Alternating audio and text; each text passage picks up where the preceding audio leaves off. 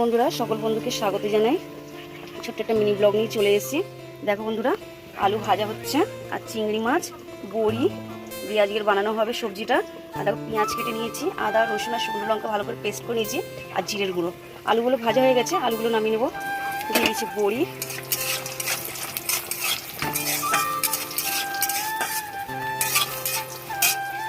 বড়ি আলু ভাজা হয়ে গেছে। ভেজে নেবো চিংড়ি মাছগুলো হালকাভাবে ভেজে নেবো।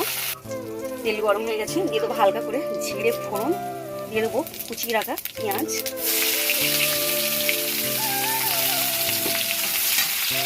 দেখে না বন্ধুরা সব রকম মশলা আমি দিয়ে দিয়েছি। এবার দিয়ে দেবো আদা রসুন বাটা আর জিরে গুঁড়ো দিয়ে দিয়েছি। মশলা আমার কষানো হয়ে গেছে, আমি 3 কেজি ভেজে রেখেছি, এগুলো আমি সব দিয়ে দেবো। দিয়ে ভালোভাবে কষিয়ে নেব, জল দিয়ে দেবো। দেখো বন্ধুরা, বড়ি দিয়ে চিংড়ি মাছ দিয়ে আলু দিয়ে সবজি আমার কমপ্লিট হয়ে গেছে, নামিয়ে নেবো।